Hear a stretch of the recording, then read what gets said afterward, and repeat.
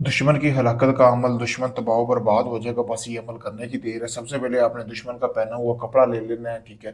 कमीज का हो या शलवार का कपड़ा लेने के बाद आपने काला कफा पकड़ लेना है, ठीक है। उसके खून से आपने ये तवीज़ लिखना है। लिखने के बाद आपने करना कैसे है कि उसका उसको ज़िबा कर लेना। उसका जो खून है वो एक मिट्टी के बर्तन में जमा करना। उसके पर के साथ आपने ये जैसे ये तवीज़ लिखा हो ना, ऐसे लिखना है। दुश्मन का नाम और उसकी वालदा का नाम लिखना है। लिखने के बाद आपने नीचे लिख देना हलाकत शुद, ठीक है। इसी तरह ये तवीज़ जैसा कि आपको सामने वीडियो में नजर आ रहा है, यहाँ से लेकर यहाँ तक ये आपने तवीज़ बनाना है।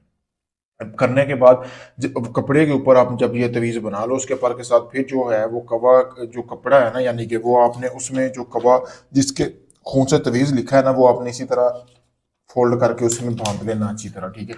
बांधने के बाद यानी कि उसे चारों तरफ से लपेट लेना। लपेटने के बाद अपना कोई भी आपने करीबी कब्रिस्तान देखना है कि जो आपके करीबी कब्रिस्तान हो, यहूदियों का हो, मुसलमानों का ना हो, उसकी पाँव वाली साइड पे आपने दफन करा लेना है। और फिर आपने 7 दिन का इंतजार करना है। फिर कमाल देखें 7 दिन के अंदर अंदर कैसे आपका दुश्मन हलाकत हो जाता है। लेकिन उसकी शर्त यह है कि आपने 7 दिन जाके रोज 7 जूते जिस जगह पे वो कवा दफन किया था ना, वहां पे लगा के आने हैं। और आपने 1 किलो गोश्त रोजाना जो है वो गरीबों में लेके बांटना है। यानी कि कोई गरीब मस्कीन जिसको गोश्त वगैरह लगता हो, वहां पे आपने, जैसा कि आपके सामने भी गोश्त है, इसी तरह आप लेके 1 किलो रोजाना देना है दोस्तों। अगर आप इस अमल को करना चाहते हैं, नंबर मेरा सामने वीडियो में आपको नजर आ रहा होगा, इस नंबर पर रब्ता करके मुझसे इजाजत हासिल करें। ये अमल मुझसे भी करवा सकते हैं आप, चाहे दुनिया किसी भी कोने में, Pakistan, India, UK, Canada, Oman, मस्कत, कहीं से भी अपना कोई भी जायज नाजायज काम करवाने के लिए मुझसे रब्ता कर सकते हैं। शुक्रिया।